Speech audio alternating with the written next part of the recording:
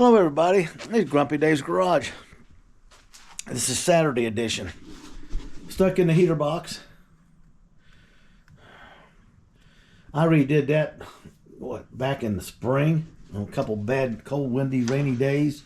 Give me something to do when I was hanging stuff up and painting all these zillions of parts. So she's in. Motor's been tested and cleaned. The heater core's been flushed and cleaned. So basically what is going to happen, I'm going to run two radiator hoses out of here. This one comes up. It'll go around and underneath the intake on this side and come into here.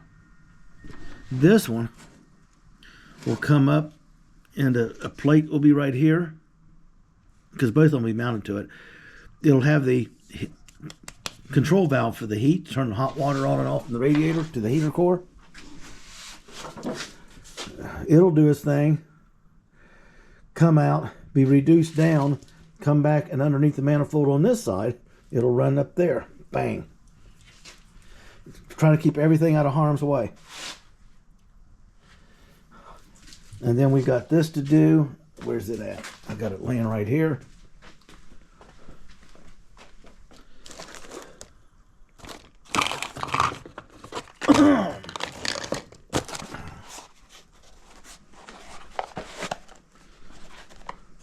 Put that there. That's the new water pump piece.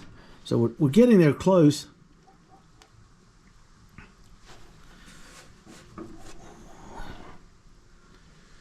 Boy, oh boy, oh boy, oh boy, oh boy.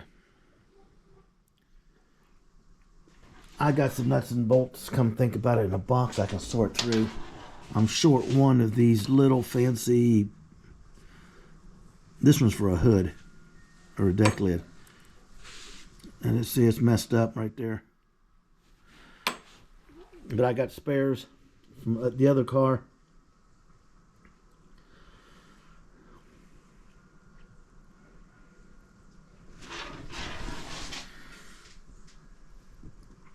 There's your heater box. There's the I got to figure out which one's in and which one's out. Got to go look that up. I know which one's out's down here. The big line's the out, because it goes right to the heater valve. So it depends. Both of them, there's going to be a plate made right here. With one's going to have a valve on it, one's just going to have a strap on it to hold it. So what happens is one comes, like I'm saying, over and back out of the way. The other one comes up this side, back and out of the way. And it's not in the way. Because up here, all this is reserved. You have the ECM, you'll have the standalone wiring harness block, and whatever. I got to make panels for that yet. This is all done. You kind of see the idea where we're going with this.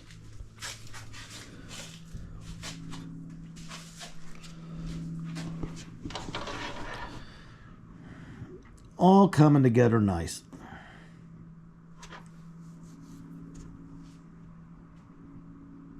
Impressive, huh?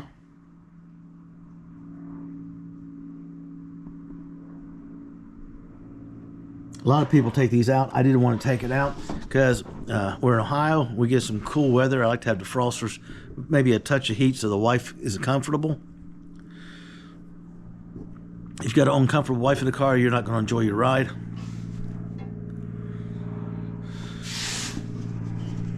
So we're going to be concentrating strictly on the engine starting on Tuesday. And I want to thank all the subscribers and the people that's commented and been with me and it's going. Right now we're working with Miss Izzy. She's 86 years old. She wanted to go in a nursing home. She's the spouse of a military person from World War II. And military guy, Korean War, I should say, not World War II. And he's long gone, 3 years now. And she has no family here. She's from England. Her family's over there. And she cannot return home because of her cancer, advanced stages. So we've been, my wife and I and my grandson have just more or less become her family here. So that's the reason why I have to apologize for the quality of some of my videos. I got so much on my mind, I can't even half the time pay attention to watch these. In fact, Monday I got to drop everything I'm doing and take my wife to the funeral home to set up her funeral arrangements. And after that, I'm just going to dive in here and get my mind off stuff. And get the Equinox is just a side project. It's a parts car. After working on the MG, that car actually makes sense for a front wheel drive. And that's a scary thing to say about a GM front wheel drive car. We pulled the transmission today. I had it ready to pull. My son got here. We had to take 3 bolts out and get it strapped up safely wise. Lowered it out. Here's the old one. The new one's in.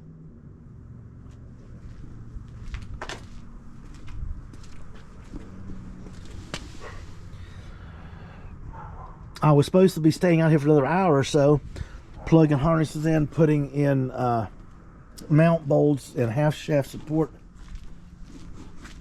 shafts and brackets for motor mounts to get them ready to go up in. And we got drizzling rain. Story of my luck. Transmission's cooked. So we got it done. It's just something to do.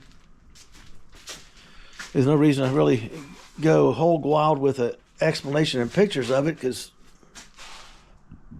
I just throwing it together on the side. I did notice it's got a electric power steering unit. Quite impressive.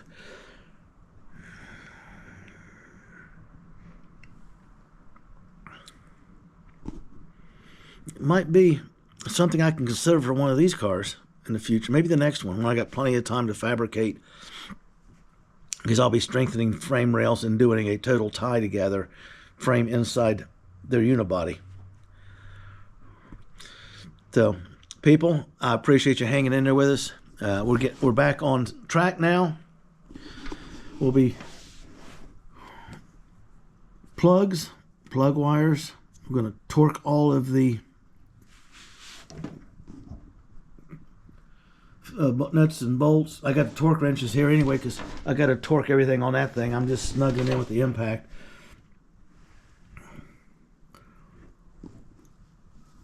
I'll just take the sockets that go under the car and just start at the back and come to the front. Same thing on this one.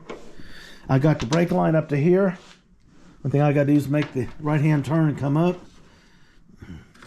Step over here. Step over here. Tight turn here. Take it right on down. Back to back. 90 degree down, 90 degree over. Straight in the back of the proportioning valve. And then I'm probably going to come right back around with the line. I'm already looking at it.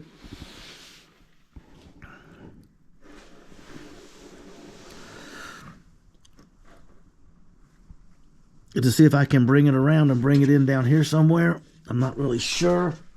Where's the light? Where's my light? Where's my light? Where's my light? So right now I got to remember where I was at on this stuff. Get back up to speed. You get this thing done.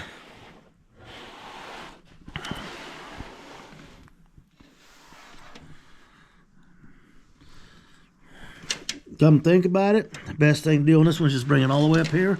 Bring it down, run it right along that tray. Bring it up over the tray and drop it straight down in that fitting right there. See it? It's bent in the wrong direction. I must have bent it when I headed it all apart, cleaning and putting everything back together with new bushings and whatnot. Sounds like a lot, but it's actually a simple bend if you bend them for a while.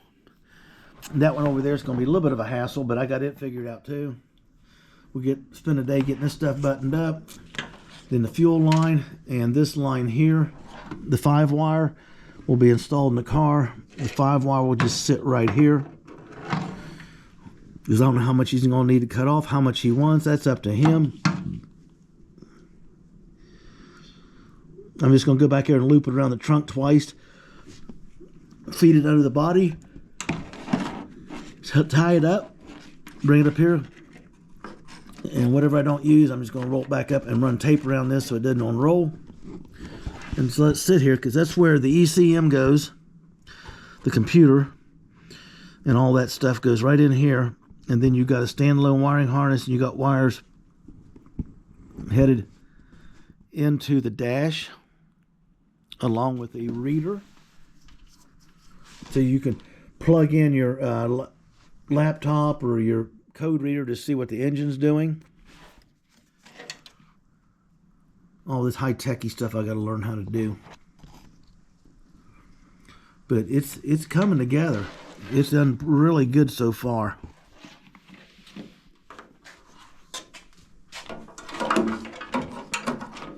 I'm dying to find out, and if you people don't mind, what did I do with that tape measure?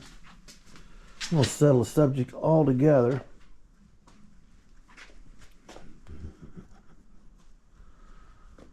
Oh, what did I do with the tape measure? I had two of them. That shows you when I get rolling and got multiple projects going, how stuff just disappears. The other day, my tubing cutter disappeared out of one of my kits. I think it fell down in there. I am not sure, and I'm not going to stop to look for it. I'm going to keep moving. Here's my fuel line. I already got the end made up on it.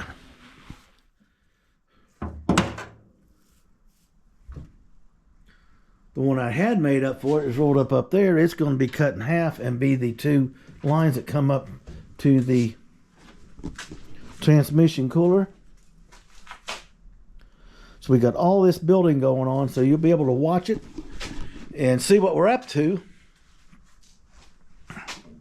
I want to get the bright light out and the magnifying glass, and I want to look at the tips of every one of these plugs. Here's the cable. Don't know why the cable was that long, because the heater valve is right down there.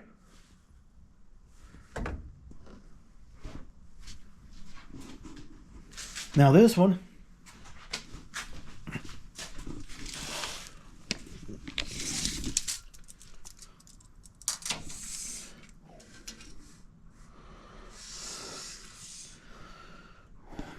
I got to buy one that's 48 inches long with a loop end on it for this valve, and then it gets fed back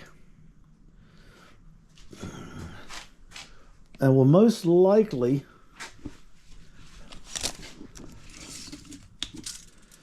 will go through this right here.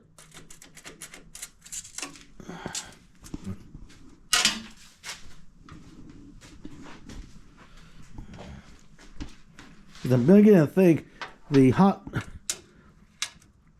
heater defroster switch should be here, and the heat switch on and off should be here, because I can come right through this grommet opening. That's what that's for. It will make it so much easier.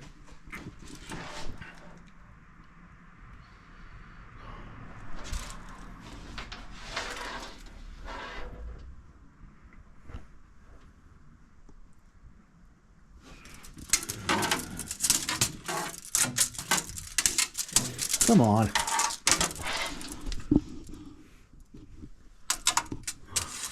It comes up through, well, I'm not going to do it. It's going to come right through there. It's going to come right through this hole. There's a valve control here, and there's a control knob here. Which one's which, I don't care. As long as they're in place, and I got them both working. So we're trying to mix the MG heater core and controls with the LS engine, so I'm going to have to make some adapters, for better loss of a better word, to make it happen. I got several guys up north in the cold zone, as if it's not cold here, because I could drive this day. It's nice to drive. It'd be a beautiful day to be out scooting around in it, but you have to have a defroster, at least a heater. Put a little warm air in the old body.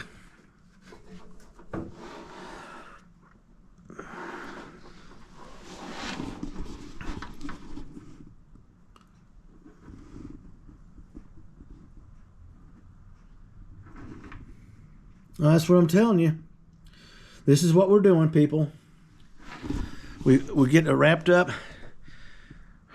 I'm trying to get restarted because of everything going on. It has been rough. I'll admit it. And hopefully by Tuesday, it'll be basically normal. All the crazy running will be over with. You know, they're helping my wife when she asked for it. I'm going to be on this nonstop. By this coming Friday, I want to have the brake lines, the fuel line, and all this stuff we started done. Get into changing this. You know, I got parts laying everywhere to put on this car. I just need to get them out of the shelves and out of the piles and out of the body of the car and get them in here and install them and make some room. Right now, I got 2 sets of tools out for 2 different projects. I'm trying to keep everything separate. Now, my Equinox was a simple transmission exchange. It really impressed me. It really did. You got these guide pins inside these 2 bolt holes. Once you get that transmission up, make sure your torque converter stays locked in. As soon as I just hit those 2 little dowels and pop on them, you put the 2 bolts in there. Everything lines up. You can put everything else in with your fingers. Really good. I already called my son about this tomorrow. We're supposed to lift the tray back in it. I'm going to have to come out here. I got 2 hours worth of work before he can even head this way. I don't want to tie him up. I got to put the